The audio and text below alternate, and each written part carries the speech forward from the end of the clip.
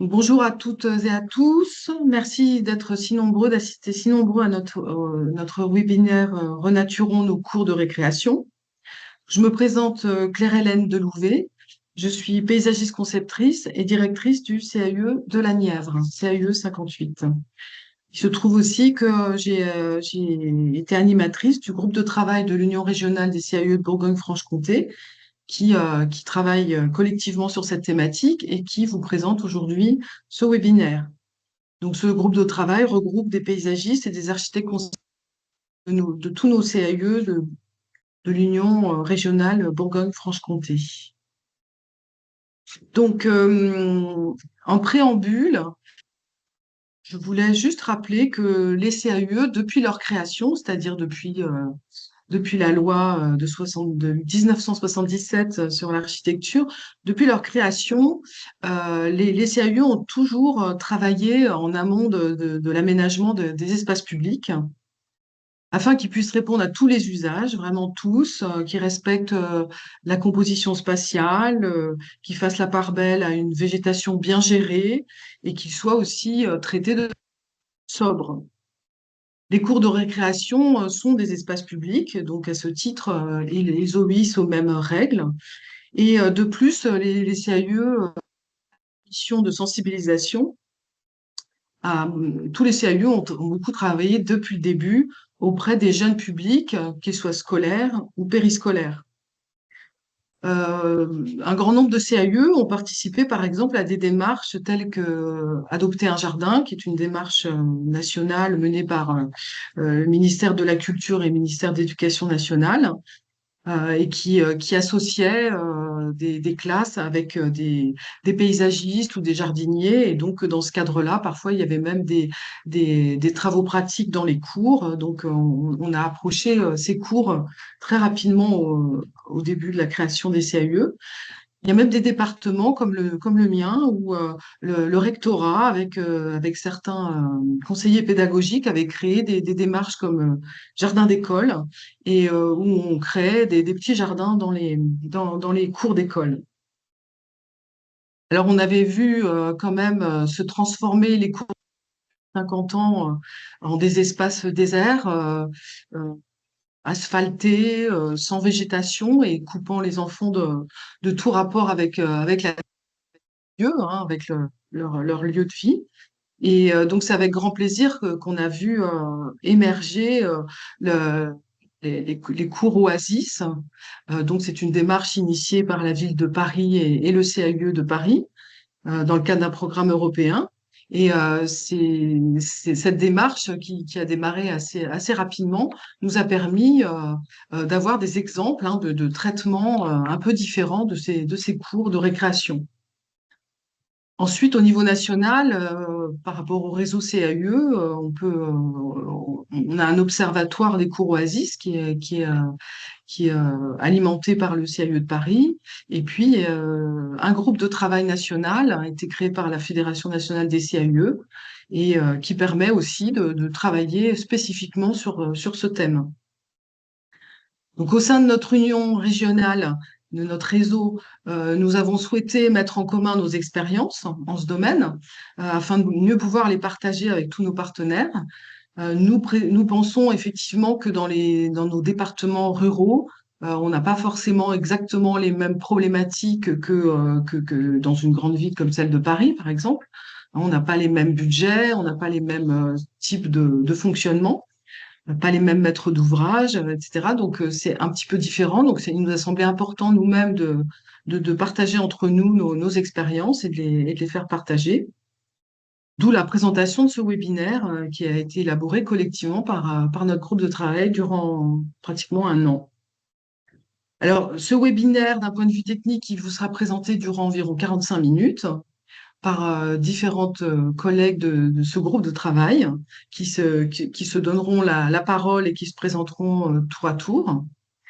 Et je vais vous présenter maintenant le sommaire hein, de ce webinaire. Donc, à l'issue de la présentation, il y aura une phase évidemment de réponse à vos questions ou à vos remarques. Hein. On répondra les unes les autres en fonction des questions. Donc, ce sommaire, voilà comment ça va se dérouler. Une première partie qui va brosser les enjeux de ces transformations des cours de récréation. Ensuite, on va aborder plutôt les valeurs, les CAUE Bourgogne-Franche-Comté, dans ce cadre de l'aménagement des cours de récréation. On va ensuite vous présenter des outils et des projets qu'on a réalisés les unes les autres dans nos différents départements. Ce sont des exemples d'accompagnement. C'est surtout les outils qui vous seront présentés dans cette partie-là. Et puis, on va vous présenter assez rapidement des retours d'expérience. Vous verrez des fiches qui seront présentées et qui vous montreront déjà l'importance depuis quelques peu d'années, mais du nombre d'écoles qui ont, enfin d'écoles de cours de récréation, puisqu'il y a tous les niveaux qui ont été suivis par nos CAE. Voilà ce que je voulais dire en préambule. Je vais maintenant donner la parole à Justine Borsenberger, qui est architecte au CAE de Haute-Saône, qui va un petit peu qui va être le maître du jeu de ce webinaire et qui va vous donner des consignes avant de pouvoir commencer. Moi, je vous retrouverai en fin de présentation. Merci à vous et bon webinaire. Merci. Donc, moi, je suis Justine Borsenberger. Je suis architecte au CAUE de la Haute-Saône. Et donc, effectivement, pour vous faire une petite explication de comment se déroule le webinaire, donc, il faut savoir que, comme vous avez dû le remarquer, vous n'avez pas accès à votre caméra ni à votre micro. Donc, ça, c'est parce que nous sommes vraiment beaucoup de participants. Pour le moment, on en a 85. Donc, si vous avez des questions, n'hésitez vraiment pas à les poser dans le chat, directement de les écrire. Au fur et à mesure, donc, Mathilde, elle va les lire et on pourra vous répondre en fin de webinaire.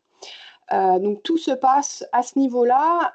On pourra éventuellement avoir un moment de partage à l'oral tout à la fin, mais le mieux du mieux, c'est vraiment de noter vos questions. Et puis comme ça, ça nous permet de les trier et ensuite d'y répondre au fur et à mesure. Ensuite, donc, on a la question qui revient souvent, c'est que est-ce que la présentation sera partagée? Donc, on ne va pas partager le PDF du PowerPoint qu'on vous montre là, mais par contre, les participants auront accès à la rediffusion de la vidéo de notre webinaire.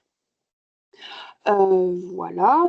Si vous avez une question aussi, même sur la mécanique ou comment fonctionne le webinaire, si vous vous trouvez coincé, il ne faut pas hésiter à poser la question aussi sur le chat. Enfin voilà, tout se passe dans le chat si vous avez des petits soucis. Et sinon, il ne faut pas hésiter à me taguer aussi dans le chat pour poser vos questions. Voilà, donc là, si c'est le moment, peut-être avant de commencer, plutôt questions techniques, vous pouvez y aller. Et puis sinon, on va prendre le temps de démarrer sur vraiment le contenu. Donc j'espère que vous voyez tous bien la présentation et la présentatrice. Donc normalement, ça doit être bon, mais on ne sait jamais. Et puis voilà, je pense que j'ai fait à peu près le tour. Et donc, je vais laisser la parole à Clémence Galliot ou à Claire-Hélène, comme tu veux, si tu veux introduire la suite des enjeux.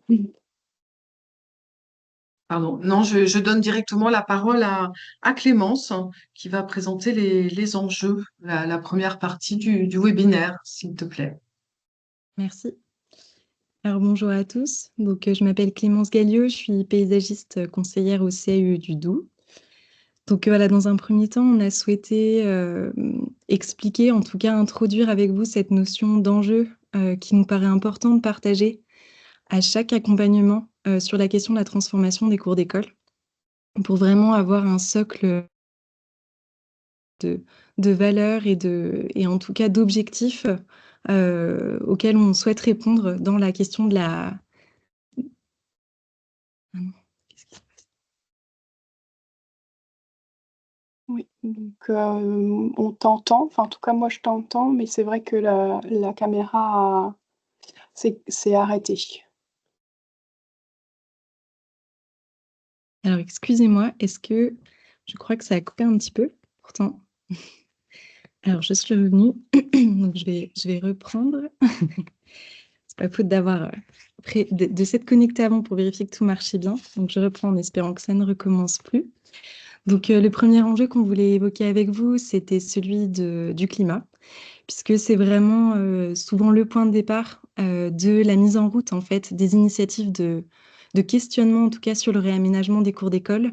C'est cette question du confort estival euh, qui, euh, qui amène, que ce soit les élus ou les équipes pédagogiques, à se mobiliser pour vraiment amener une réflexion sur, la plupart du temps, la végétalisation ou d'autres choses.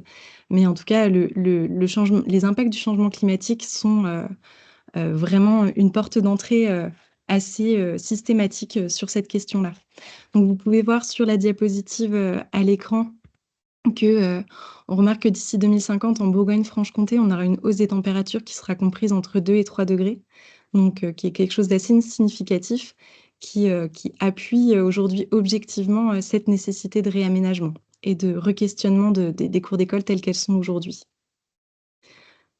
Donc un deuxième enjeu qui pour nous est quelque chose à partager et en tout cas à mettre en évidence, c'est celui des conditions d'apprentissage qui sont également impactées par ce changement climatique. Donc, vous pouvez voir sur le graphisme voilà, une objectivation aussi de cette réflexion où on voit que les conditions, les performances scolaires en tout cas, sont fortement conditionnées par la température et que on peut avoir une baisse jusqu'à 20% de ces performances quand on arrive à des températures qui vont excéder 28 degrés. Donc dans ce sujet-là, il y a évidemment le questionnement sur le confort au niveau bâtimentaire, mais les espaces extérieurs sont également à considérer, puisqu'ils ont un impact déjà sur en tout cas, le bâtiment, et aussi sur tous les temps hors classe, on va dire, que les élèves peuvent vivre quand ils sont scolarisés.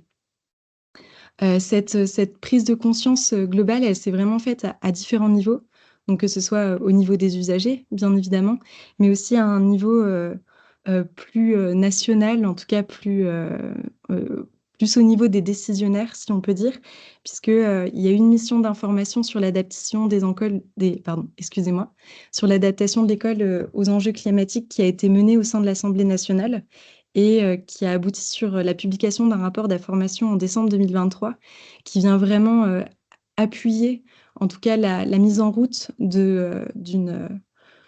d'initiatives, d'instances en tout cas et de subventions en faveur du réaménagement des cours d'école pour favoriser ces conditions d'apprentissage, pour les rendre... Donc, il y a vraiment une réelle nécessité éducative à adapter les locaux scolaires aux nouvelles conditions climatiques. Donc, le troisième enjeu dont on souhaite vous parler, c'est celui de la biodiversité. Donc, c'est parfois un peu le parent pauvre des réflexions. En fait, c'est pas toujours celui qui est la porte d'entrée. Pour autant, c'est pour nous un enjeu très important dans cette question de réaménagement. Donc, comme l'a dit tout à l'heure Claire-Hélène, les cours d'école, ce sont des espaces publics qui viennent dans la continuité d'autres et qui peuvent aussi tout à fait s'inscrire dans la continuité des corridors écologiques, dans la connexion des milieux naturels entre eux et qui en tout cas peuvent avoir une importance sur tout ce qui concerne la trame brune ou la trame verte. Au-delà de cet aspect-là, il y a aussi le fait que les cours d'école sont un support de vie pour les élèves et pour leurs enseignants. Et donc, l'idée de la découverte et de la sensibilisation au vivant, grâce aussi aux espaces extérieurs de l'école, donc la cour ou d'autres espaces, parfois il y a des potagers, ce genre de choses, joue un rôle très important dans la pédagogie et en tout cas le contenu qui peut être aussi apporté aux élèves. Donc enfin, un dernier objectif qui pour nous est le socle d'entrée important, c'est celui du bien-être et du vivre ensemble, puisque là on a parlé climat, on a parlé conditions d'apprentissage et biodiversité, mais finalement l'école c'est aussi une sorte de mini-société dans laquelle des individus grandissent et s'épanouissent. Et donc cette question vraiment du de l'apaisement du climat scolaire, de la facilitation des apprentissages, c'est aussi une manière pour les élèves d'apprendre à vivre ensemble, d'avoir un cadre, en tout cas, qui soit source de bienveillance, d'épanouissement, qui permettent aussi de trouver une place à chacun. Donc, en se la sentant aujourd'hui des sujets qui, on va dire, ont un petit peu le vent en poupe de l'égalité, enfin en tout cas l'inclusion, la place garçon-fille dans la cour de l'école, mais aussi des différents usages, que ce soit les usages plus calmes, des usages peut-être un peu plus dynamiques, plus sportifs, que chacun puisse en fait trouver sa place dans cet espace-là pour finalement aussi mieux accepter l'autre et avoir un épanouissement personnel qui soit le plus optimal possible. Donc voilà un petit peu pour cette première partie, un petit peu cette introduction sur les enjeux du réaménagement des cours d'école. Maintenant, je vais donner la parole à Marilyn Tagliabu du CIE de Lyon. Alors, on vous l'a présenté, les CIE de Bourgogne-Franche-Comté, comme d'autres CIE en France, accompagnent depuis, pour certains, de nombreuses années, d'autres quelques années seulement, des projets de cours de récréation. Alors, la cour de récréation, c'est pas du tout un espace neutre, mais qui relève plutôt de nombreuses complexités, dues aussi à une petite échelle et à tous ces enjeux fondamentaux en fait, qui s'expriment dessus. Donc, les CAUE, de manière générale, par leur mission et leur raison d'être, s'engagent sur un socle de valeurs communes. Alors ces valeurs-là, on les a on les a formulées sous 3 chapeaux, 3 boussoles. La première, c'est l'usager, souvent l'enfant, à mettre au cœur du projet. Donc ça rejoint beaucoup la concertation que l'on mène avec les enfants, avec également d'autres acteurs, les professeurs, les élus, les gestionnaires, afin de rendre ces projets le plus adaptés possible aux besoins réels qui s'expriment sur ces espaces-là. Pour nous, en tout cas, les CAE, ça relève vraiment d'un accompagnement au fur et à mesure du projet, au fil de l'eau, pour permettre à la fois dans l'amont, la façon dont il est pensé, dont il est réfléchi, jusqu'à sa prise en main et son appropriation, de viser vraiment une qualité de l'aménagement et un espace aussi qui va continuer d'évoluer et de s'adapter aux besoins tels qu'ils s'expriment. On parle également de maîtrise d'usage dans ce cas-là, pour vraiment placer cet usager-là sur un pied d'égalité finalement avec celui qui va aider à faire le projet, mais aussi celui qui va lui permettre d'être réalisé comme le maître d'ouvrage. Une autre boussole importante pour nous, c'est la question de la conception durable. Alors conception durable, c'est vrai que c'est un mot qu'on entend beaucoup, on peut mettre beaucoup de choses derrière. En tout cas, nous, les CAIE, de par également notre création avec la loi de 77, on a toujours eu à cœur en fait de parler d'environnement au sens large, mais aussi d'un milieu finalement qui va nous apporter des bienfaits et qui est également à préserver. Donc la question de la conception durable, ça parle finalement de la réintroduction de la nature et du respect du vivant en premier lieu, mais également de la capacité à concevoir une cour de manière frugale, c'est-à-dire sans débauche de moyens, en ayant à cœur de bien choisir les matériaux, de faire les bons choix et de viser aussi d'une certaine manière une sobriété dans les moyens mis en œuvre. La dernière boussole, la question de la mise en commun du projet demande aussi une attention assez fine au contexte, mais surtout en fait aux gens qui gravitent au cours des cours de récréation. Ces personnes sont nombreuses. On l'a évoqué, donc les premiers usagers que sont les enfants ou les adolescents, hein, quand on parle de cours de collège et de cours de lycée. On parle aussi de leurs professeurs qui, eux aussi, ont peut-être des objectifs ou des envies. Je parle par exemple de la classe dehors, de créer un espace pédagogique en extérieur pour pouvoir prolonger les enseignements et en faire un support, au-delà simplement d'un endroit de récréation ou de pause.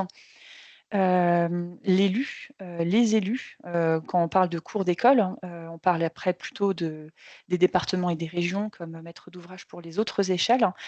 les décideurs, les agents techniques. Donc, toutes ces personnes-là ont un rôle essentiel à jouer à un moment donné du projet. On va rentrer davantage dans le détail en vous présentant les différentes étapes et on reviendra par la suite sur le rôle de ces acteurs-là.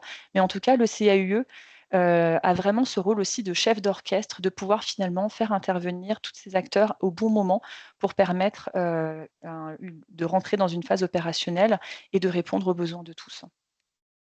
Je passe la parole à Virginie pour vous présenter le processus d'accompagnement de cours d'école. Bonjour à tous, donc je suis Virginie Juteau, je suis architecte conseil au CAUE de Saône-et-Loire. Donc moi je vais vous présenter différents outils et peut-être en préambule de la présentation de ces outils, je vais déjà vous rappeler, pour ceux qui connaissent peut-être un petit peu moins les spécificités des CAUE, quelles sont nos missions. Voilà, ce qui va permettre aussi d'exprimer d'où l'on parle et de peut-être de mieux comprendre à la fois les outils et les méthodes que nous proposons dans le cadre de la renaturation des cours d'école.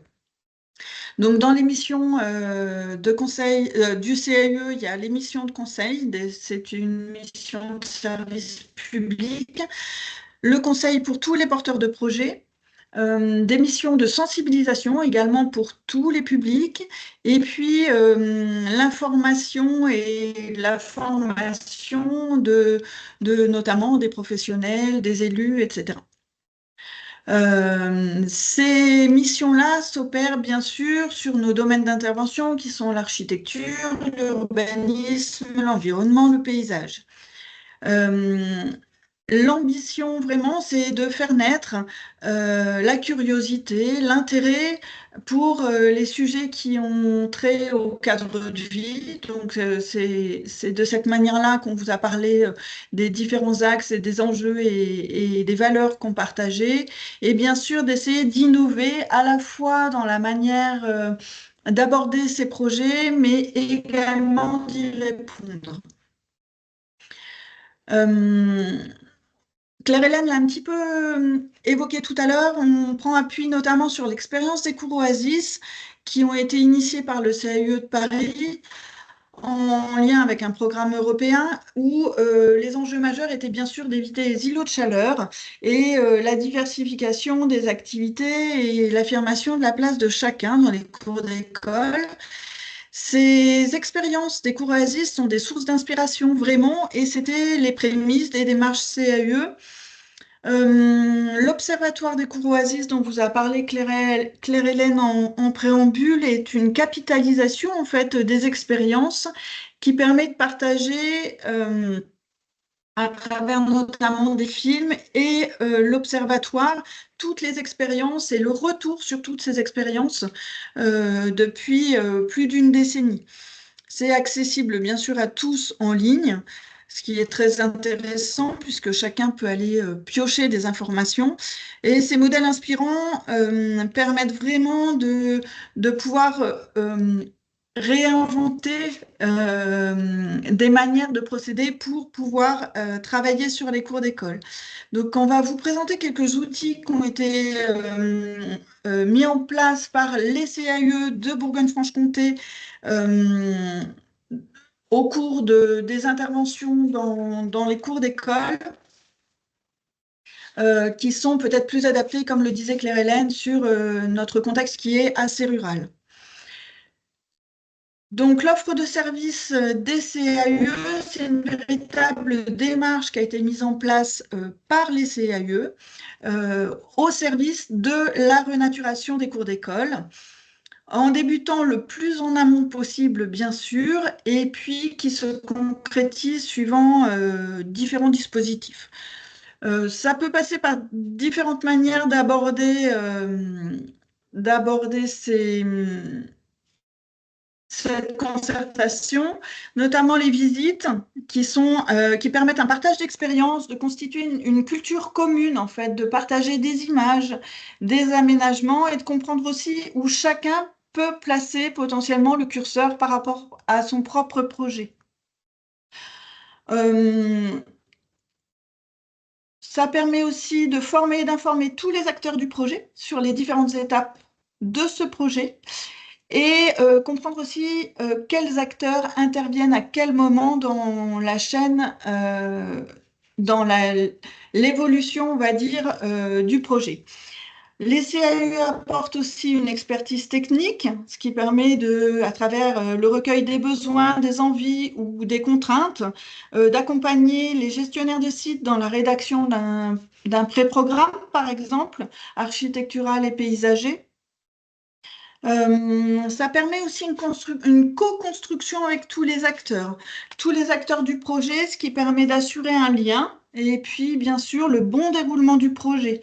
C'est vraiment une chaîne d'acteurs qui est importante et qui va permettre l'appropriation de chacun, par chacun du projet et enfin, bien sûr, faciliter, on va dire, notamment ensuite tout ce qui est entretien pour pérenniser l'action, pérenniser le projet également et l'inscrire durablement dans le paysage avec tous les usagers des cours.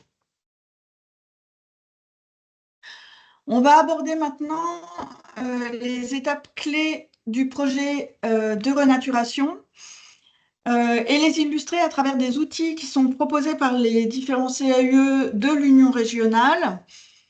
L'importance du respect de ce déroulement au vu de l'expérience des CAE de l'Union régionale, qui sont notamment le montage préalable, donc ça on va les détailler ensuite, hein.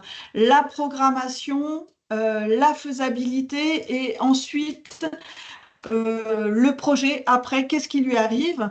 L'accompagnement des CAE, bien sûr, peut se faire à toutes les étapes. De même, il peut être intéressant d'impliquer le futur maître d'œuvre le plus tôt possible dans la démarche, ce qui permet d'assurer une vraie cohérence entre l'amont du projet et sa réalisation concrète. En associant en fait tous les acteurs de la chaîne, ça permet de mettre du liant dans la démarche, de limiter les couacs, de faciliter vraiment l'appropriation par chacun. Et si l'accompagnement des CAE se font à toutes les étapes, les deux dernières étapes, bien sûr, ce sont bien les équipes de maîtrise d'œuvre qui s'en emparent. Le CAE est simplement là en appui. Je vais passer la parole à Marilyn qui va vous présenter peut-être déjà les premiers outils de l'étape du montage préalable.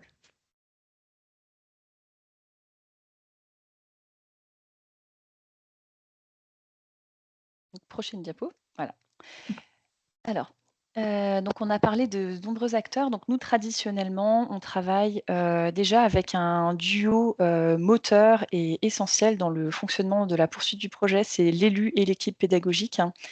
Ce duo-là n'est jamais tout seul, hein, dans les cours de récréation. Donc, quand on parle par exemple de cours d'école, il y a également les acteurs du périscolaire qui se joignent à ces deux têtes pensantes.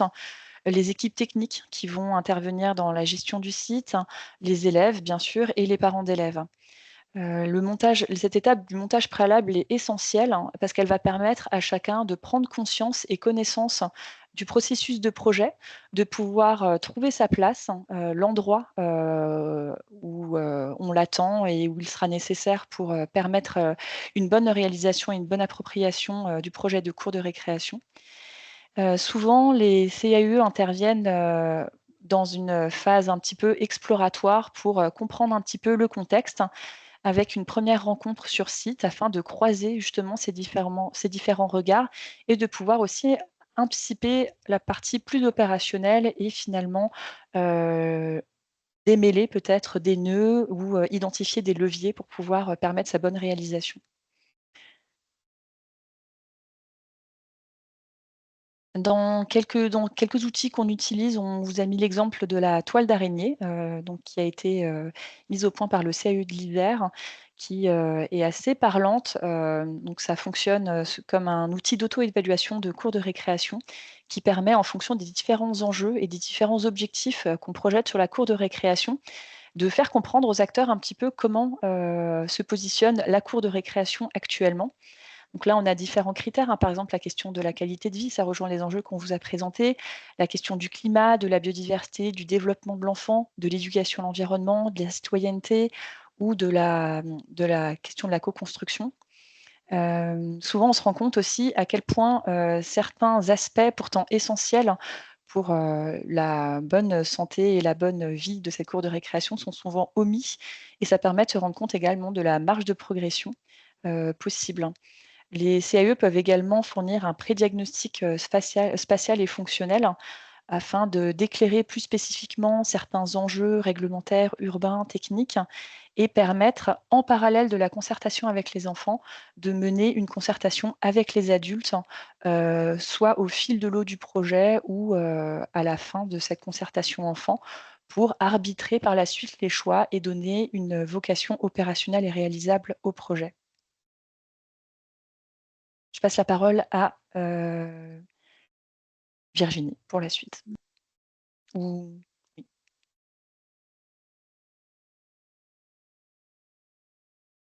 Alors, on va vous présenter aussi d'autres outils sur la concertation, justement, à proprement parler. Quelle concertation déjà pour ces cours d'école, en impliquant, si possible, tous les usagers de la cour. Donc d'abord, bien sûr, les élèves qui ont une maîtrise d'usage bien spécifique. On va établir une concertation soit avec une classe ou un groupe représentatif, voire dans certains cas les éco-délégués ou toute l'école. Ça dépend vraiment le cadre et puis aussi le projet des enseignants. Ensuite, on va essayer aussi d'impliquer les adultes, que ce soit le maître d'ouvrage, le plus complet en fait, hein, ce groupe d'adultes le plus complet possible, que ce soit le maître d'ouvrage, l'équipe pédagogique, voire les parents et bien sûr les agents qui auront ensuite l'entretien potentiel de la cour, ce qui va permettre encore une fois d'assurer la cohérence entre tous les acteurs et permettre bien l'appropriation par tous.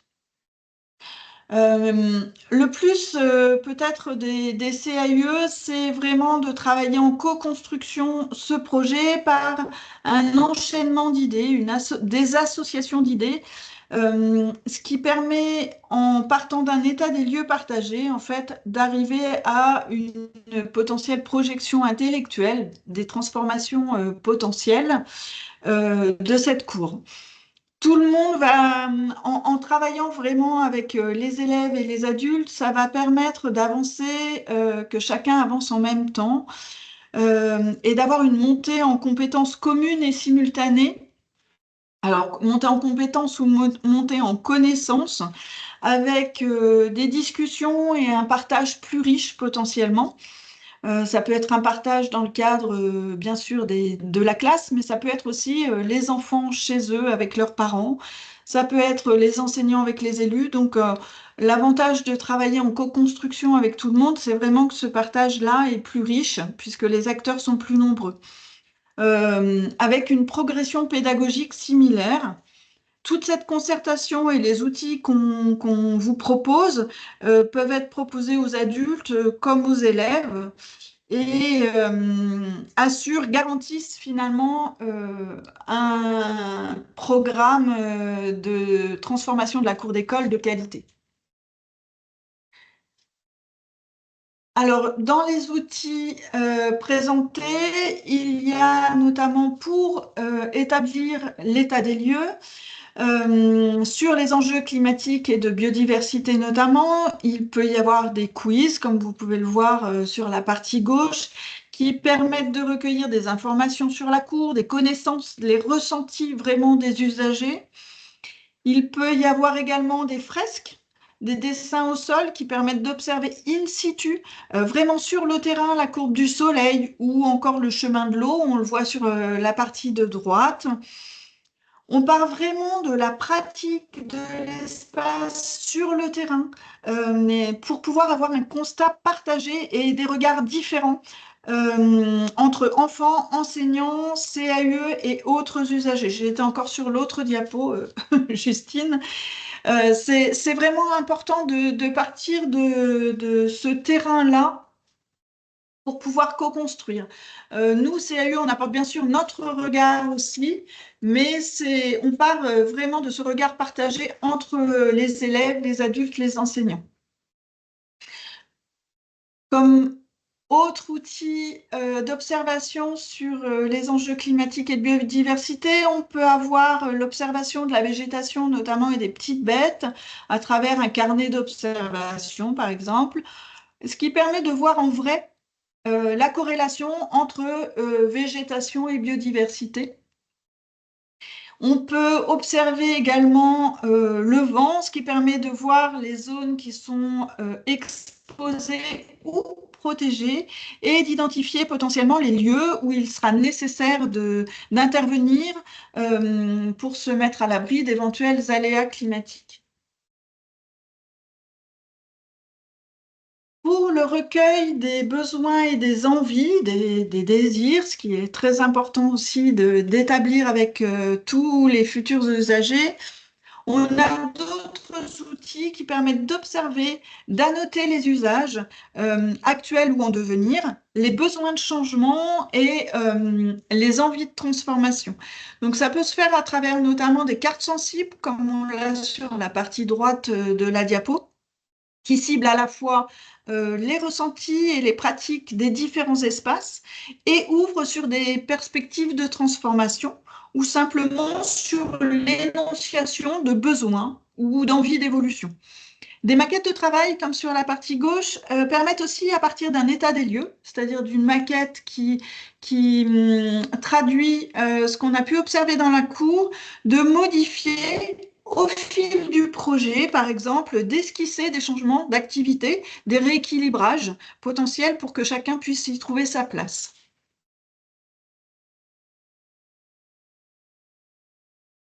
Dans le recueil des usages, des besoins et des envies, on peut aussi l'établir sous forme de petits quiz, comme on l'avait fait pour l'état des lieux, ce qui va permettre en fait de recueillir les besoins sur vraiment les envies d'évolution. On peut avoir des associations aussi d'images et de mots, comme on le voit sur la partie droite, qui permettent de partager à la fois des illustrations de ce qu'on imagine derrière une activité ou un mot, quelles ambiances potentiellement on souhaite donner à la future cour, ce qui permet aussi, encore une fois, d'avoir une culture partagée entre les futurs usagers, entre les différents groupes de futurs usagers. Ces associations elles permettent aussi de donner une première idée des ambiances pressenties, les lieux plus végétalisés ou moins végétalisés, potentiellement aussi les lieux d'activité dynamique ou plus calmes. Ça, on va le trouver ensuite en spatialisant ces petites cartes sur un plan de l'école. Dans les outils de concertation, on peut avoir aussi des systèmes de dessin qui permettent d'affirmer, en fait, par ce dessin annoté, comme vous pouvez le voir sur la partie de gauche, les projections de la cour idéale. Qu'est-ce qui, pour moi, serait important de retrouver dans ma future cour? On peut avoir aussi des ateliers qui permettent in situ de travailler sur la transformation d'espace. On le voit sur la partie droite avec les ateliers chaises ou comment occuper l'espace, seul ou à plusieurs. Et du coup, quelles implications cette utilisation de l'espace, quelles implications et comment une action aussi simple qu'occuper l'espace peut transformer la perception de chacun de cet espace. C'est de cette manière, on va expérimenter, on va éprouver physiquement par le corps la mise en situation et la transformation de cet espace.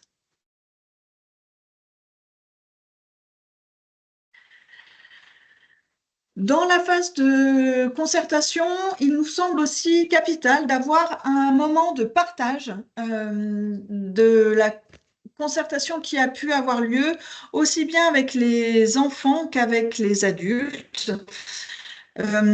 Cette restitution, qu'elle soit sous forme d'exposition ou simplement de moments de partage, permet en fait d'avoir une restitution de l'expérience vécue chacun et avec les autres, que ce soit la classe, les enseignants, les parents ou les élus. Ça permet de raconter, d'exprimer ce qui a pu être à la fois relevé et projeté. La synthèse des ateliers et les éléments recueillis lors de ces ateliers permet aussi d'organiser les informations qui ont été recueillies et de donner des perspectives de changement. Elles deviennent ainsi plus claires. Ça permet vraiment de les hiérarchiser et de donner des priorités sur l'intervention potentielle ultérieure de la Cour. Elles permettent aussi de montrer et d'affirmer à tous les usagers, aux autres usagers, les réflexions que chacun a pu affirmer, a pu mener et exprimer le chemin parcouru aux autres, quand c'est les élèves, aux parents, aux adultes, aux élus, et inversement. C'est un vrai moment de partage et c'est un moment vraiment très, très riche d'échanges. Je vais donner la parole à Clémence, qui va vous parler des outils de concertation qui peuvent être menés aussi avec les adultes. Donc, comme l'a bien développé Virginie, c'est vrai que les ateliers menés avec finalement les adultes aussi qui gravitent autour de ce projet, que ce soit les élus, l'équipe pédagogique, les personnes en charge de l'entretien aussi des locaux, sont des personnes qui sont bien évidemment importantes à allier au projet et qui ont leur vécu aussi du site et donc une expérience à partager et des souhaits aussi à partager. Donc c'est vrai que ça a été bien développé tout à l'heure, donc c'était plutôt pour vous expliquer aussi que certains outils sont développés un petit peu spécifiquement aux adultes. Alors il y a des fois, on retrouve finalement les mêmes manières de faire qu'avec les enfants, le fait de faire émerger un petit peu toutes ces idées, peut-être par des points positifs, des points négatifs qu'on écrit sur des post-it, de l'association aussi d'idées avec de l'image sur carte, enfin voilà, tous ces outils, toutes ces démarches un petit peu d'expression sont des choses qui sont développées par les CAUE et qui permettent vraiment d'avoir une parole libérée. Et les CAUE de Bourgogne-Franche-Comté se sont formés à la facilitation de groupe, justement pour pouvoir rendre, on va dire, efficients ces temps de parole et les rendre exploitables aussi par la suite, puisque le but, c'est bien de pouvoir alimenter, établir un pré-programme dans l'objectif de repenser et à un moment donné, de réaliser le projet de réaménagement de cours d'école.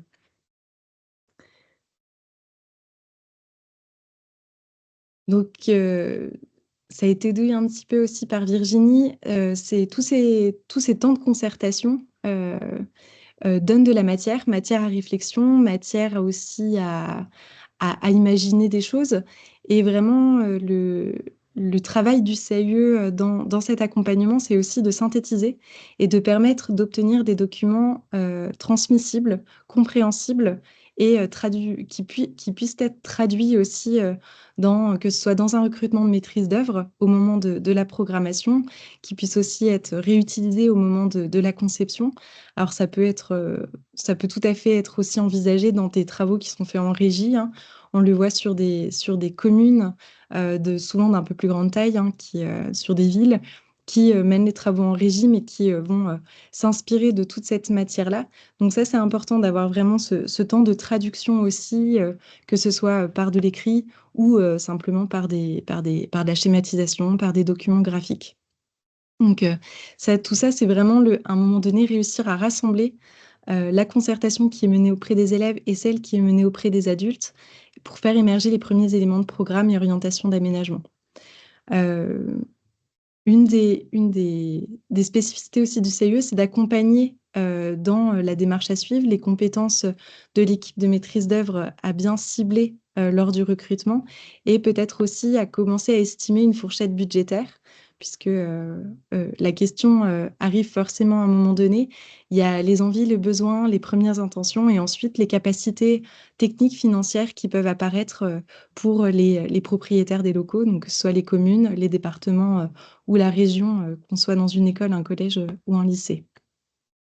Donc voilà, là, vous voyez un petit peu sur l'image des exemples de traductions qui peuvent se faire, donc avec des chronologies, des, des, des résumés un petit peu de ce qui a pu être fait et de ce qui sera à faire après.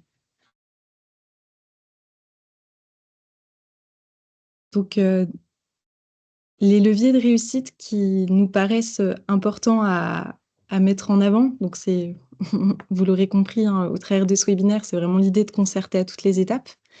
Dans les leviers de réussite, il peut y avoir la possibilité d'intégrer le CAUE dans le comité de rédaction du cahier des charges. Donc, on peut venir appuyer, alimenter cette rédaction, cette réflexion pour l'écriture du cahier des charges. Également, les CAUE incitent, enfin, en tout cas, pour les CAUE de Bourgogne-Franche-Comté, on incite à la poursuite de la concertation pendant le projet. Donc, ça peut être, il peut y avoir, comme l'a dit tout à l'heure Virginie, une continuité qui est faite entre l'avant-projet, on va dire, les prémices, la préparation du lancement de la maîtrise d'œuvre. Mais au cours de la maîtrise d'œuvre, il peut y avoir encore de la concertation avec des échanges entre l'équipe qui réfléchit à l'aménagement et les enfants, savoir si les choses correspondent bien finalement aux attentes avec les équipes d'entretien, avec les élus, pour être sûr que tout le monde est bien sur la même longueur d'onde. Et il peut y avoir même des préfigurations intermédiaires qui peuvent se faire, des choses où on vient finalement déjà commencer à initier pour vérifier, pour voir si ce qu'on est en train de réfléchir fonctionne et correspond bien à ce à quoi on avait rêvé. Donc, il peut y avoir un découpage dans la programmation des travaux, de la partie réalisée par les entreprises et de ce qui est réalisé en régie ou en participatif avec les usagers du site. Donc, j'ai vu là tout à l'heure qu'il y avait eu dans la conversation une remarque d'une des personnes qui participent au webinaire de dire que, en effet, la concertation, c'est bien d'intégrer toutes les questions de biodiversité, de climat, etc. Mais derrière, l'implication des usagers, elle se fait aussi dans l'entretien. Ça peut être, voilà, comment est-ce qu'on va venir peut-être désherber certains massifs? Est-ce qu'on va avoir des fruitiers qu'il va falloir cueillir ou il va falloir cueillir les fruits, les cuisiner? Donc, cette question vraiment de comment va vivre le projet en partie un petit peu travaux, parce que ça peut être aussi un site occupé, et en partie ensuite usage, une fois qu'il y a eu la livraison du chantier, elle est importante voilà, il faut en tenir compte. Et un des leviers de réussite, c'est aussi de bien choisir l'équipe de maîtrise d'œuvre qui va intervenir et d'essayer de repérer des bureaux d'études qui sont justement volontaires et déjà sensibles à cette démarche de co-construction. Voilà. Il y a de plus en plus aujourd'hui d'équipes, de paysagistes concepteurs notamment, qui ont vraiment à cœur de mettre l'usager euh, comme initiateur du projet. Donc, ça fait aussi partie peut-être des critères de sélection de la maîtrise d'œuvre, de se dire, ça fait partie vraiment, on n'est pas que sur le volet économique ou compétences techniques, on est aussi sur ce volet compétences humaines à intégrer l'usager. Donc, voilà un petit peu. Je vais passer la parole à Claire-Hélène pour la suite. Oui, donc là maintenant, on va passer à la dernière phase de la présentation, qui est le retour d'expérience en région. En fait, on trouve important de vous montrer un petit peu un aperçu, même s'il est rapide, on ne va pas rentrer dans toutes les fiches, mais de vous montrer l'importance des réponses qu'on a pu avoir depuis quelques années, notamment depuis 2020.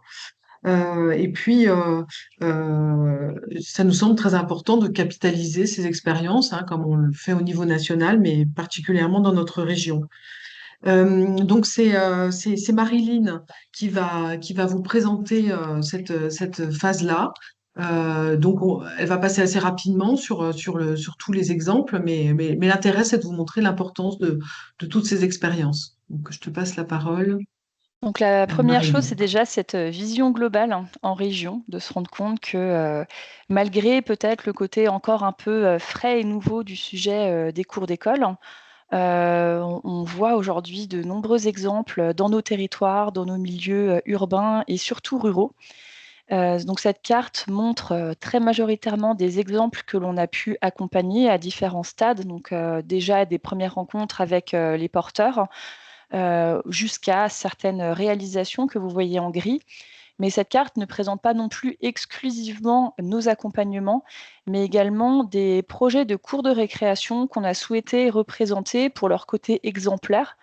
Je pense par exemple à des établissements qui sont engagés dans des démarches de développement durable via par exemple des labellisations E3D et qui ont des belles réalisations à leurs actifs, ou encore des projets de cours de récréation qui sont passés aussi directement auprès de professionnels avec les bonnes compétences, donc les paysagistes concepteurs, il y en a quelques-unes, ou encore des cours, quelques-unes encore, qui ont été réalisées en régie directement par des services d'agglomération ou de villes plus grandes, mais qui nous intéressent aussi déjà pour les retours d'expérience, mais également comme support de visite ou d'apprentissage pour voir aussi ce qui marche, ce qui fonctionne très bien et aussi des fois ce qui marche moins bien, parce que c'est vrai que c'est des projets qui sont encore relativement récents dans leur mise en œuvre et on apprend encore et toujours beaucoup et tout évolue continuellement. Donc c'est très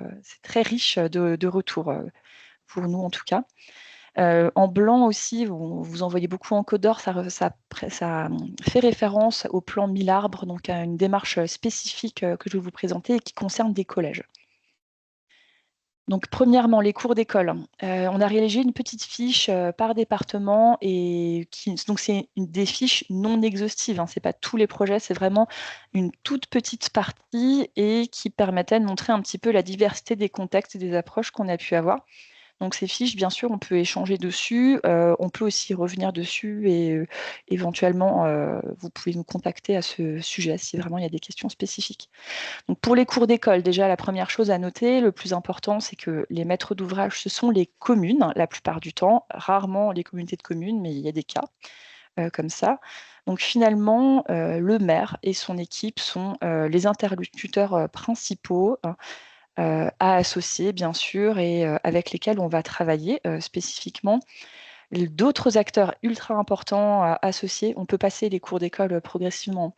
Ce sont les agents techniques, donc souvent dans les territoires ruraux peu nombreux, donc ça peut être entre 1 et 10 dans les plus grosses communes, mais qui vont avoir un rôle crucial à la fois pour leur capacité à soit accompagner aussi ces changements de pratique dans la cour de récréation, soit à identifier aussi avec eux peut-être des compétences à muscler pour leur permettre justement d'appréhender au mieux cette transformation et d'être aussi force de proposition dans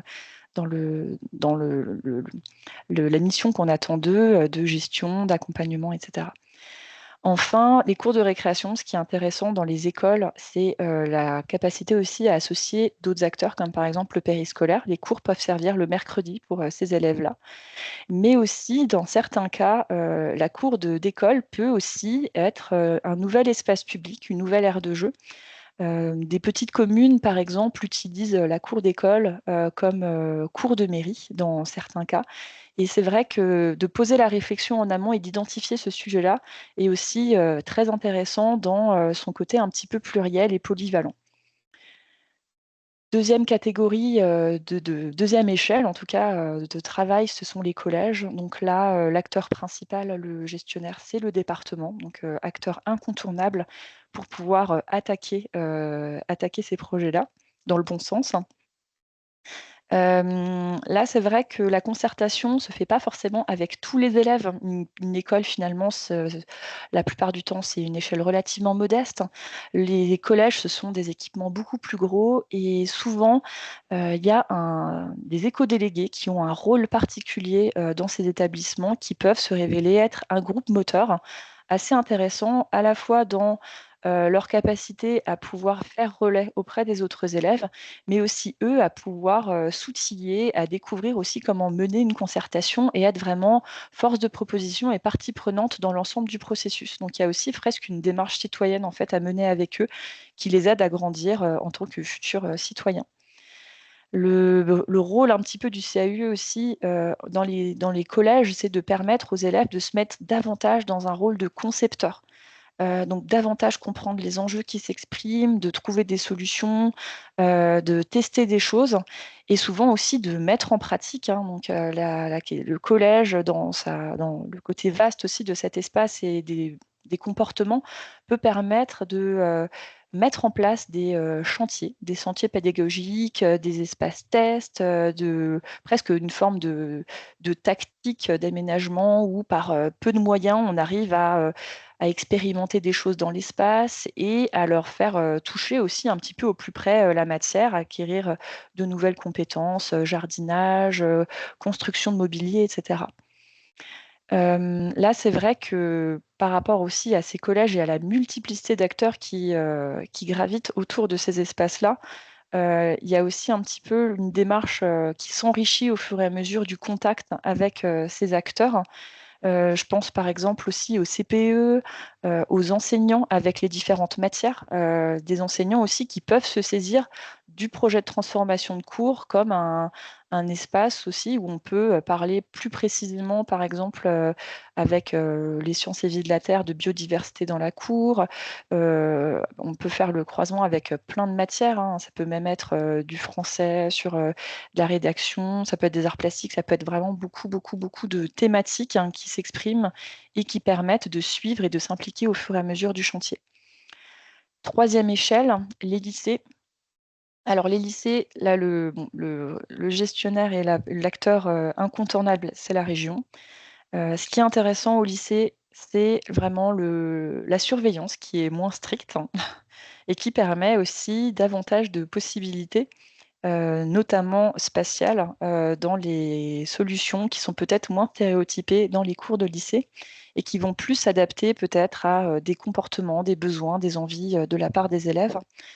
L'autre point intéressant avec les lycées, c'est la passerelle à faire avec des démarches d'éducation artistique et culturelle qui peuvent avoir lieu dans ces espaces-là, dont nous sommes aussi intervenants la plupart du temps, mais qui peuvent permettre de faire le lien avec des designers. Des designers qui sont sous un format résidence présents dans les lycées, qui peuvent permettre d'intervenir sur une partie du projet. Ça peut être aussi des illustrateurs, ça peut être des artistes sonores. Bref, on a une diversité très, très ouverte d'intervenants avec lesquels on travaille sur l'espace et qui sont autant de pistes et de possibilités en fait de voir différemment l'espace et d'associer une démarche peut-être très technique, mais à une approche sensible aussi, qui est essentielle pour questionner ces lieux de vie et ces lieux du quotidien. Donc pareil qu'avec les collèges, on a plus de possibilités avec des grands, des ados, de pouvoir mener des expérimentations et des micro-transformations dans l'espace et de pouvoir préfigurer, tester au mieux des aménagements avant le grand pas de la réalisation et de l'opérationnel.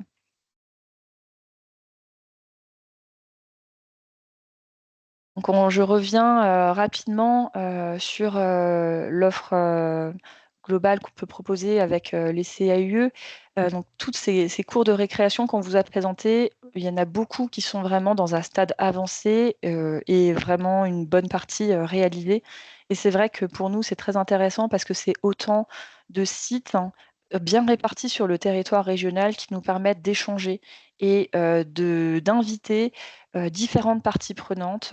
Ça peut être des enseignants, des directeurs d'établissement, des agents techniques aussi, des élus, à venir voir concrètement à quoi ça ressemble et surtout à pouvoir rencontrer ceux qui ont mené cette transformation et revenir avec eux vraiment sur comment ils l'ont vécu, ce qu'ils feraient différemment.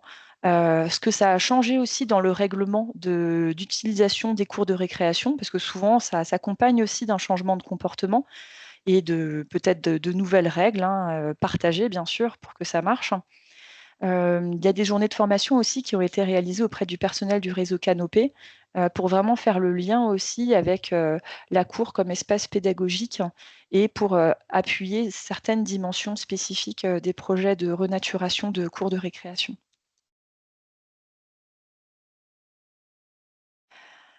Enfin, si vous voulez aller plus loin, on met gratuitement à disposition de nombreuses ressources auxquelles vous pouvez accéder gratuitement sur le web. Donc, la première chose, c'est l'Observatoire des cours Oasis, qui a été créé à la base par les CAE d'Île-de-France sur vraiment ces expériences de cours Oasis qui sont très urbaines, mais qu'on voit de plus en plus enrichies d'exemples ruraux avec différents contextes, différents budgets et qui vont très en détail aussi sur le type de solutions, de réalisation, de matériaux mis en œuvre. Donc là, il y a vraiment, sur l'aspect technique en tout cas, et en termes d'activité, de proposition, des choses très précises, documentées et imagées. La Fédération nationale des CAUE également se saisit du sujet, en même temps que notre groupe régional, justement pour élaborer des outils qui sont appropriables par le plus grand nombre pour permettre justement cette facilitation, en tout cas dans le processus de renaturation de cours de récréation. Ça peut passer par des outils pour bien comprendre un petit peu les enjeux qui s'expriment, ce que c'est qu'une cour renaturée, contrairement à une cour classique, et finalement les changements que ça va induire par la suite pour pouvoir les anticiper au mieux. C'est aussi un espace où on peut permettre à des enseignants de s'outiller, par exemple, pour mener en autonomie cette phase de sensibilisation en interne et du coup, nous permettre d'être davantage dans l'accompagnement de projet et qu'on rentre vraiment dans l'aspect plus spatial et vision globale. Enfin, l'Observatoire des CAUE envoie sur demande et sur inscription une lettre d'information thématique dont certaines ont trait également au cours d'école ou à la renaturation plus largement des espaces publics, qui est vraiment un grand pan de notre activité et les enjeux en fait cruciaux auxquels on répond au quotidien, pas dans notre pratique. Donc je passe la parole à Mathilde ou Claire-Hélène pour peut-être prendre quelques réactions à chaud ou peut-être davantage conclure. C'est Mathilde qui a normalement fait un petit peu le tri des questions dans l'espace conversation. Donc, qu'est-ce que tu as repéré comme thématique, Mathilde? Il y a quelques questions. Donc, bonjour à tous. Déjà, je suis Mathilde Vibert. Je suis paysagiste conseillère au CAE du Jura. Alors, quelques questions ont été soulevées sur les outils de concertation. Donc, une qui concerne l'outil d'auto-évaluation de la cour. Avez-vous un barème pour les différents points? Alors là, peut-être Marilyn, as-tu Oui, des alors il n'y a réponses pas de. là-dessus?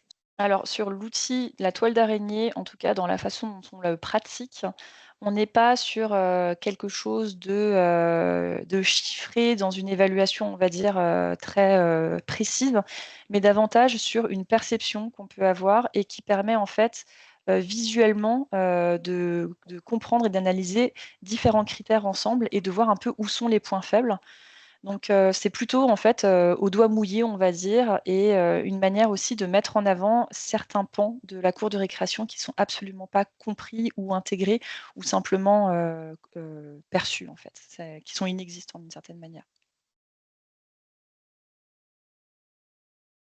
Très bien, merci. D'autres questions, Mathilde? Oui. Donc, il y en avait une, c'était pourriez-vous expliquer le lien établi avec l'éducation nationale et l'éducation artistique et culturelle? EAC. Alors, qui veut répondre parmi les personnes du groupe de travail là-dessus, nous, en on fait? peut Oui, répondre. En Virginie. fait, par exemple, en Saône-et-Loire, ça se passe de différentes manières. Il y a un dispositif qui est le dispositif des résidences EAC, qui permet d'être en résidence 60 heures, par exemple, dans une école.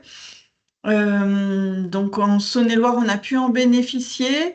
Il y a aussi les formats différents différents formats pour les écoles qui remplissent en fait des dossiers sur adage avec des formats 12 heures, 20 heures ou 40 heures. Et puis ensuite, par rapport à l'éducation artistique et culturelle, il y a le dispositif pour les lycéens et apprentis qui s'appelle Regard de lycéens et apprentis, architecture et patrimoine, qui est un dispositif aussi auquel l'ensemble des CAE de la région participent et qui, pour certains lycées, se porte justement sur l'aménagement de l'environnement extérieur des lycéens, donc potentiellement par l'aménagement de la cour ou du parc extérieur au lycée. Et donc, ce dispositif permet aussi d'intervenir. Marilyn en a parlé en fait dans les outils via soit des paysagistes, soit des designers, soit des photographes, enfin en tout cas des artistes interviennent au sein des établissements sur un format de 30 heures pour transformer potentiellement, si c'est le souhait du lycée, l'espace extérieur du lycée. Voilà le rapport un petit peu qu'il peut y avoir entre éducation artistique et culturelle.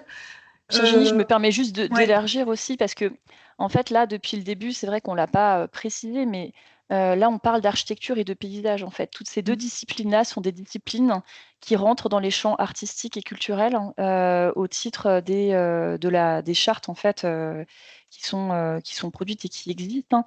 Donc, au même titre que des intervenants qui sont issus du monde du théâtre, des arts plastiques, etc.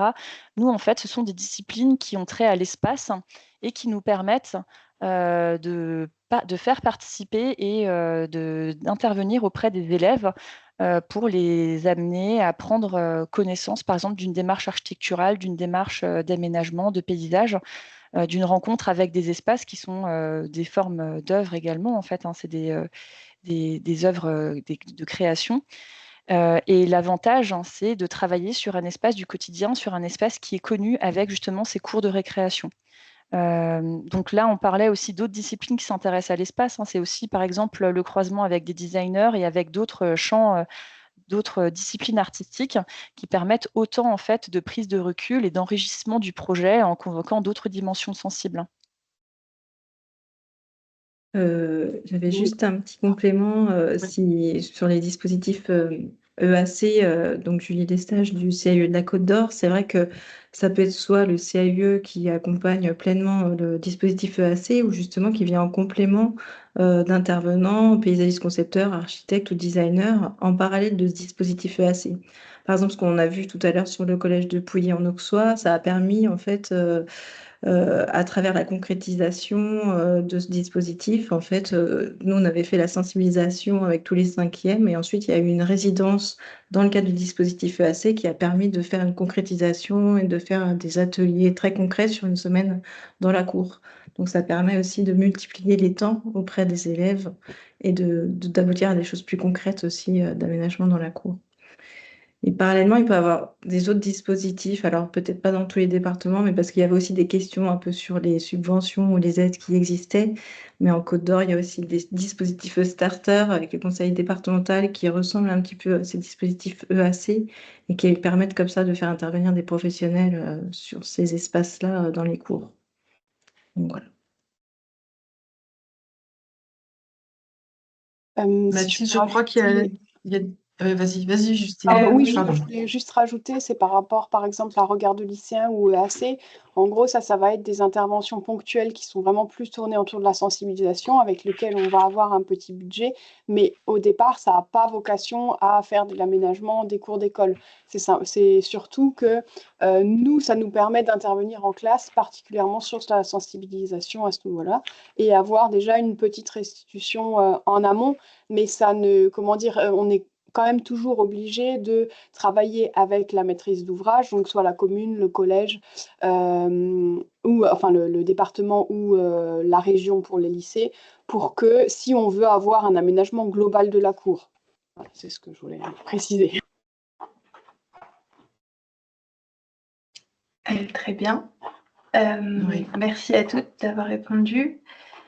Une question sur les principales pistes de financement pour les municipalités. surtout dans le cas des écoles.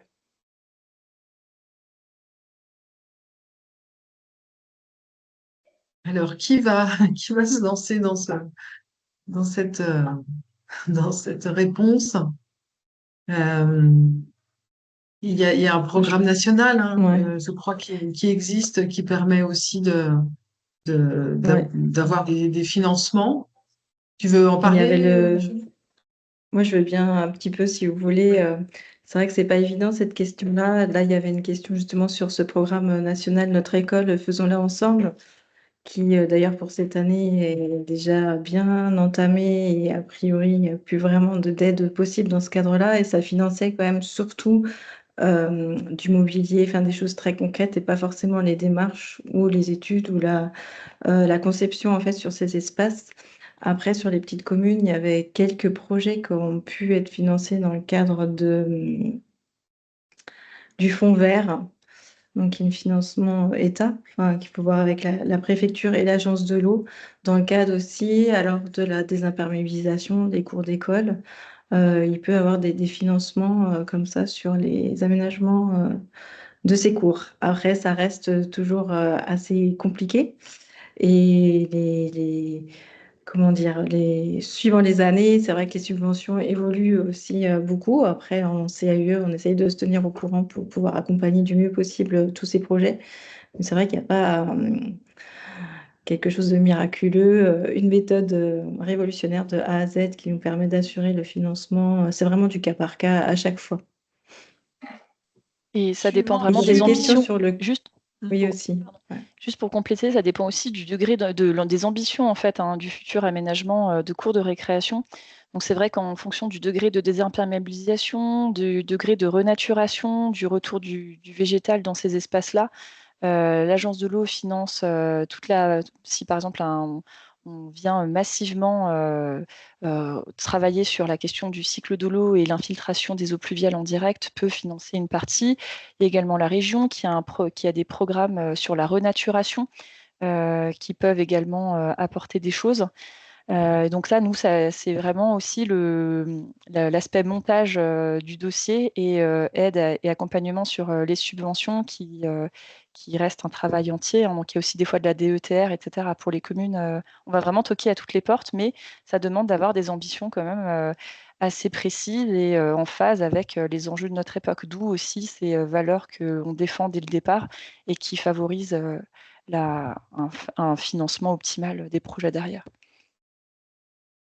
C'est vrai que peut-être juste pour compléter, en fait, il n'y a pas forcément de subventions spécifiques, cours d'école, ou souvent c'est des financements qui vont toucher à des thématiques un petit peu plus grandes, qui peuvent aussi s'appliquer aux espaces publics. Donc il y a des choses, voilà, ça toquer un peu à toutes les portes et voir ce qui peut en fait rentrer, voilà, que ce soit sur la question de la gestion de l'eau, la question de la végétalisation.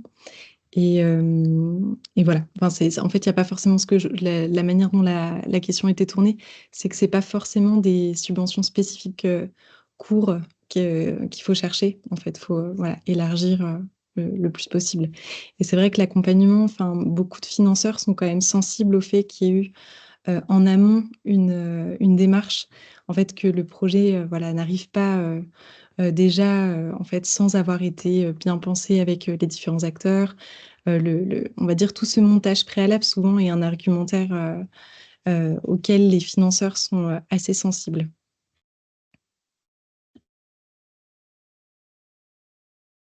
Je crois qu'il y a une question aussi sur les estimations. Comment on fait des estimations? Est-ce qu'on a des outils pour réaliser ces estimations? Donc, nous, au CAIE de la Nièvre, on fait pas d'estimation. Je crois que d'autres CAIE peuvent le faire.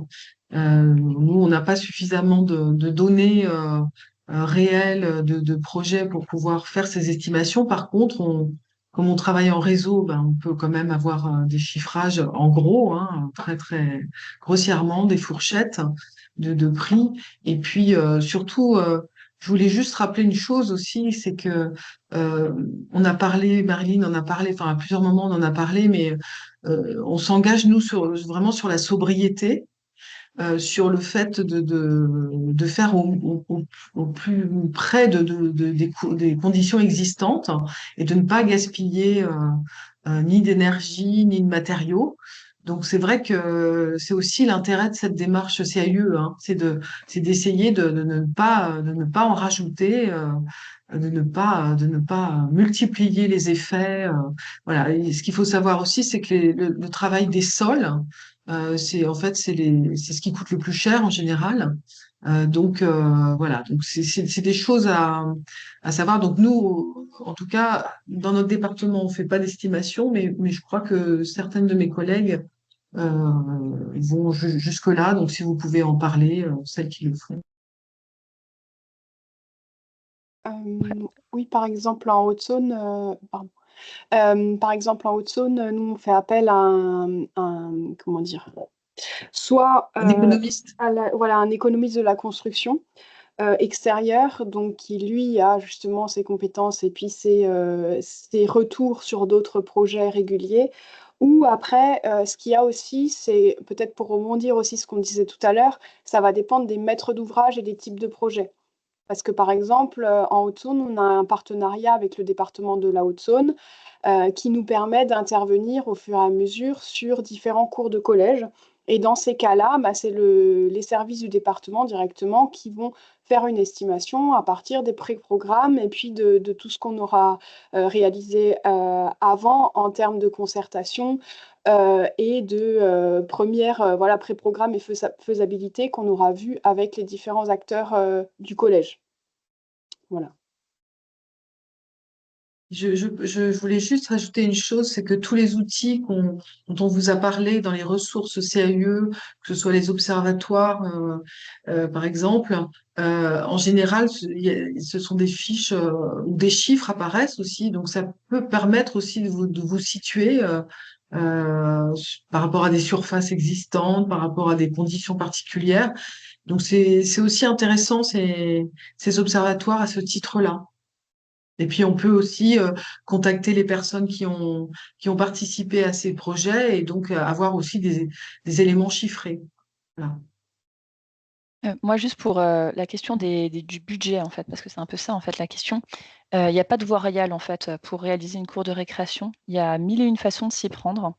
On a vraiment insisté sur les bonnes compétences à mobiliser, la compétence du paysagiste concepteur, que ce soit en amont ou dans une voie, on va dire, plus classique du projet, où on passerait par une étude de faisabilité, des missions spécifiques, etc., jusqu'à la livraison du chantier.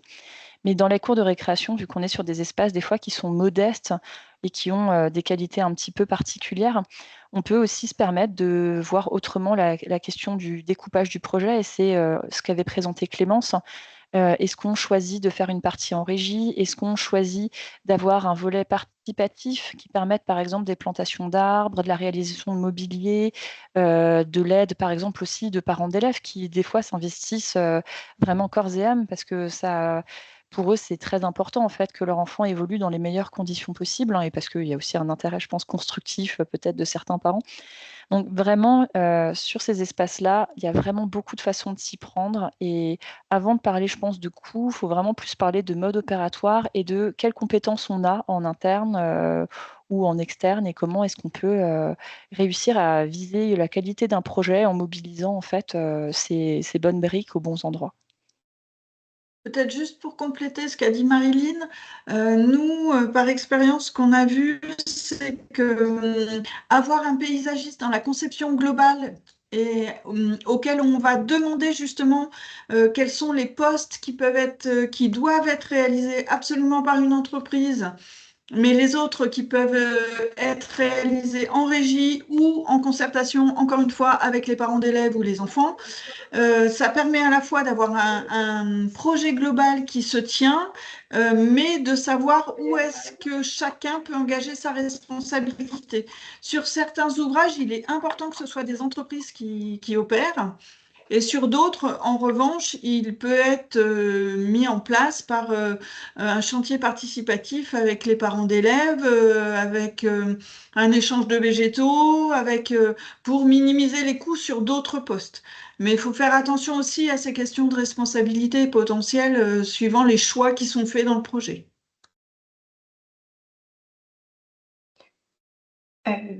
Merci. Question suivante, quel est le coût moyen d'une prestation CAUE? Là, je pense qu'on peut dire que ça dépend des CAUE, ça dépend des financements des CAUE à la base déjà, de leurs possibilités d'intervention au regard des charges de travail, au regard des orientations qui sont données aussi par les conseils d'administration. En fait, c'est, je pense, très variable d'un CAUE à l'autre. Et puis, c'est vrai que comme on travaille enfin, plus particulièrement avec nos départements, on a parlé des collèges, mais certains de nos CAUE ont des actions très, très suivies avec leur département sur les collèges. Donc là, évidemment, le financement, bon, il est plus ou moins direct avec le département, hein, donc voilà. Sur les écoles, après, certains CAUE passent des conventions quand ça peut être particulièrement lourd à suivre, hein, toute la démarche. Mais sinon, voilà, il y a pas de règle. Ça dépend des départements. On peut pas vous donner une règle précise, même au niveau de notre union régionale. On n'a pas les mêmes façons de fonctionner les uns les autres.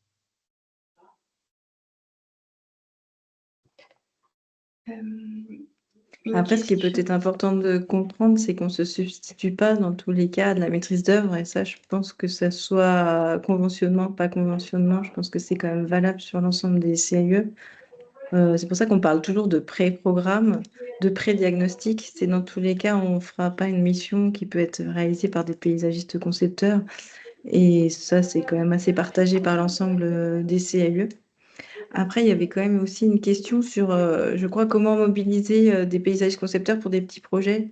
Je crois qu'il y a la question de la mutualisation qui peut être intéressante, par exemple pour plusieurs communes, comme on disait tout à l'heure, que c'était important d'avoir une conception, d'avoir des paysagistes concepteurs pour la phase de conception, et peut-être qu'après, il y a des travaux ou des aménagements qui pouvaient se faire en régie ou de manière participative. Mais c'est vrai que sur la conception, ça peut être intéressant à l'échelle d'une communauté de communes, peut-être, ou de plusieurs communes, de pouvoir mutualiser une commande sur la conception de plusieurs cours auprès d'un paysage concepteur. Ça peut permettre comme ça de mobiliser peut-être plus facilement ces professionnels qui, effectivement, sont pas très nombreux non plus à être en action sur la région. Enfin, en tout cas, on n'en a pas énormément non plus.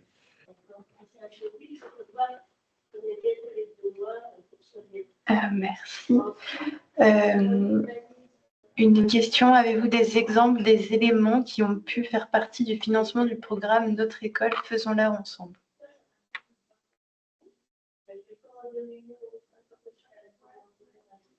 Je suis désolée, je n'ai pas compris, Ouais. Mathilde, ça a coupé. Avez-vous Et sur des le exemples programme des NEF. éléments qui ont pu faire partie du financement du programme Notre école, faisons-la ensemble? C'est le programme. On l'a vu tout à l'heure, je ne sais plus qui en a parlé, je crois que c'est Julie. Nous, on a eu plusieurs écoles qui ont indemnisé le CAE pour toute l'étape de concertation sur les actions. Et ensuite, effectivement, c'était plutôt orienté vers du mobilier ou des éléments, on va dire, vraiment mobiles dans la cour de l'école, pas forcément sur l'aménagement et les plantations. Mais l'enveloppe de cette année est finie déjà. Et si je peux rebondir sur ce programme-là, c'est vrai que il y a vraiment la mise en place d'une discussion aussi avec le propriétaire du bâtiment, que ce soit la commune dans le cas des écoles, le département dans le cas des collèges ou la région pour les lycées. C'est vrai que le programme Notre école, faisons-la ensemble n'est pas censé initialement s'appliquer vraiment à de la modification d'aménagement ou de bâtiment. Voilà, ça a été dit plusieurs fois, c'était plutôt pour enrichir un petit peu le mobilier qui peut être à disposition, les outils, et pas forcément sur les travaux, par exemple, de désimperméabilisation, ce genre de choses. Donc c'est vrai que ce programme-là, on va dire, a pu servir pour certaines choses, mais ne peut pas être le seul à envisager si on veut, par exemple, repenser complètement le réaménagement d'une cour d'école.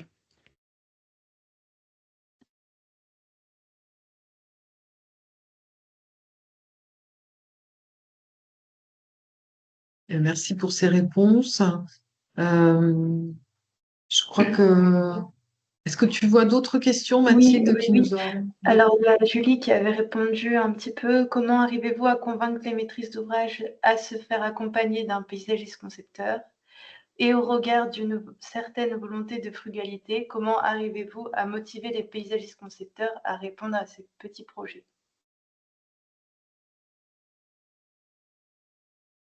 Alors, comment arriver à convaincre les maîtrises d'ouvrage à se faire accompagner d'un paysagiste concepteur? Ben, c'est là tout l'intérêt d'avoir un CAUE moteur, parce que c'est un peu notre travail aussi, hein, ça fait partie de nos missions de faire connaître nos professions et de montrer aux maîtres d'ouvrage en quoi c'est vraiment important de passer par ces professionnels. Donc ça fait, on parlait des espaces publics en général, mais vraiment, ça fait partie de notre travail. Euh, et je pense que vous êtes toutes d'accord là-dessus. Après, la difficulté sur les petits projets comme certaines cours d'école, c'est effectivement dans des départements un peu éloignés des grands axes ou des grandes communes, d'avoir des bureaux d'études qui soient disponibles pour venir, hein. C'est surtout ça, en fait, nous, la question qui va se poser dans notre région, enfin, qui se pose dans notre région. Et donc, effectivement, la mutualisation peut être peut être vraiment importante, mais voilà, nous, c'est surtout ça le problème, parce que arriver à convaincre les maîtres d'ouvrage maintenant, par le biais des espaces publics, de toutes les actions qui ont eu lieu sur les différents programmes d'espaces publics, je pense que c'est quand même plus facile maintenant de convaincre des maîtres d'ouvrage, sauf si vous avez un retour un peu différent, des collègues, mais voilà, je peux dire moi de mon côté.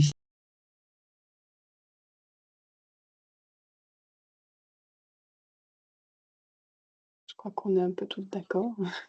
Oui. Ok. Du coup, question suivante. Où trouve-t-on les personnes à contacter pour orienter les directeurs des écoles ou chefs d'établissement qui seraient intéressés par des projets de renaturation? Les personnes des CAUE? Les personnes à contacter, c'est pas précisé, Ben, mais déjà le s'orienter mieux, vers les c'est de, CAUE. ouais, le mieux, c'est de contacter le CAUE local du département. Et puis après, ben, l'essentiel des personnes qui interviennent sur les cours d'école dans chaque CAUE sont là aujourd'hui autour de ce webinaire. Peut-être qu'on peut mettre la page avec nos contacts, du coup. Oui. Comme ça, pour ceux qui souhaitent noter les numéros référents à son département.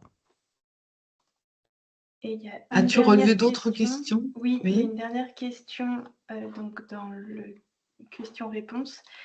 Est-il indispensable de référer du projet au conseil départemental si celui-ci ne touche pas au foncier du bâtiment?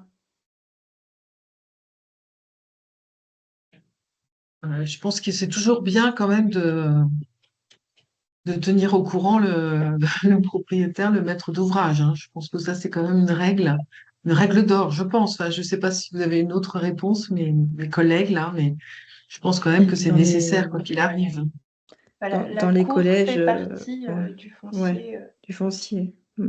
Donc, Dans les oui. collèges, de toute façon, il y a toujours le gestionnaire qui est en lien très, très, très étroit avec les services patrimoine. Enfin, ça dépend comment ils s'appellent dans chaque conseil départemental, mais en général, il y a un lien très étroit entre le conseil départemental et les gestionnaires qui sont au quotidien dans les collèges.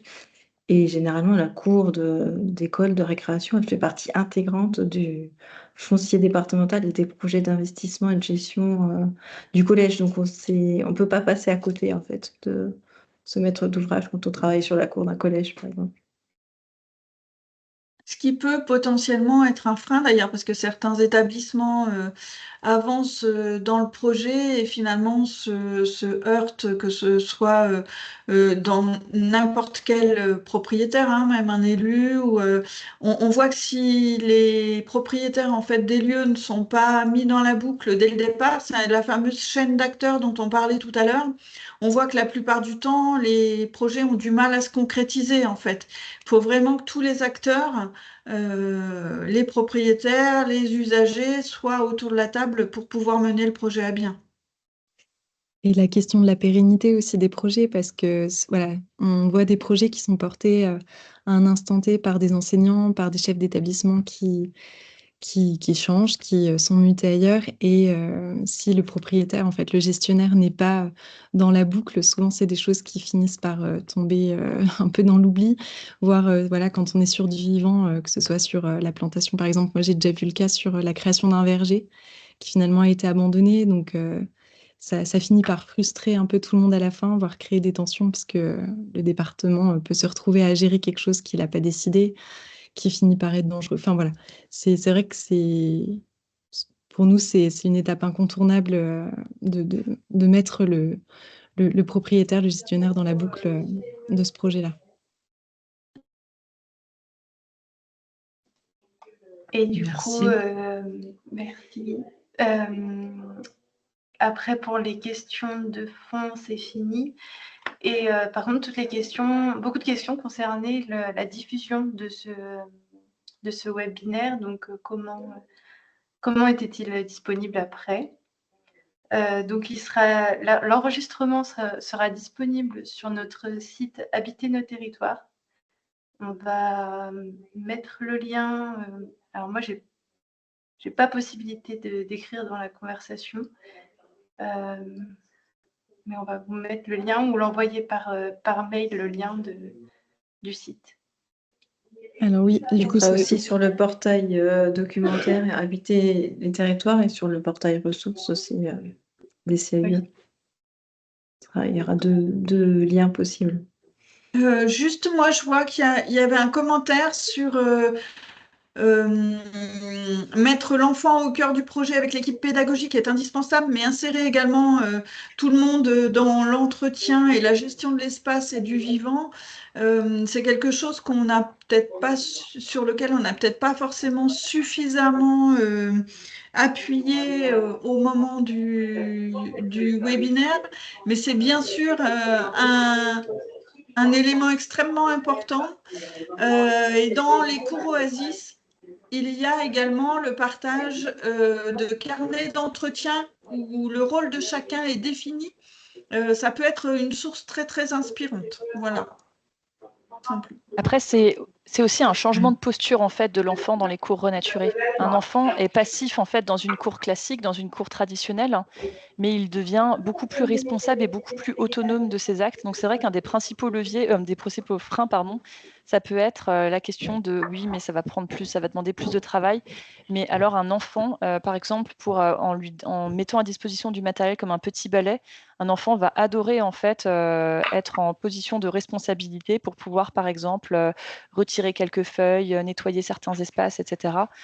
Ça rejoint aussi d'autres freins qui sont liés à la propreté, etc., des thématiques sur lesquelles on intervient beaucoup, nous, CAE, mais sur lesquelles on pourrait peut-être revenir plus en détail au cas par cas, si vous nous contactez directement pour pouvoir partager aussi ces expériences-là et vous permettre de donner un argumentaire.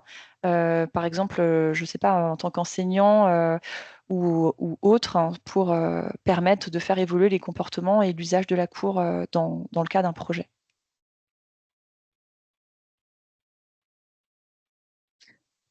Très bien. Si vous ne voyez pas d'autres questions, on va peut-être conclure. Oui, du coup, c'est tout bon. Ok. Bon, ben, je fais mon métier de conclusion. Donc, pour vous redire à quel point on est vraiment à votre disposition pour travailler sur cette thématique au niveau de l'Union régionale des CAUE, qu'on a beaucoup de plaisir à travailler ensemble et à s'échanger des informations, des expériences, etc. Et donc, ça fait partie aussi de la qualité de nos réponses. Je voulais remercier tous les participants pour leur intérêt et leur réaction au fil de la présentation, mais aussi les intervenantes ainsi que tous les membres du groupe cours de récréation qui n'étaient pas toutes présentes là. Mais voilà, on a un groupe qui fonctionne très bien avec enthousiasme et compétence, donc c'est très, très précieux.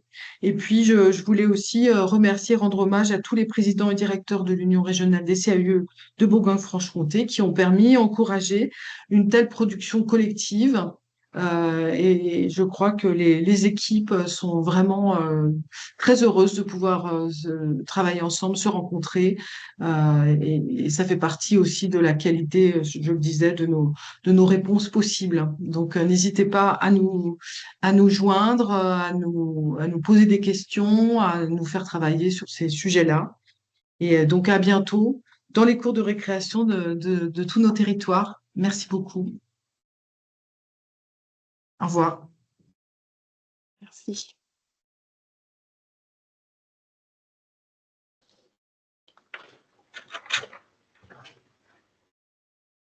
Pas intéressé, merci.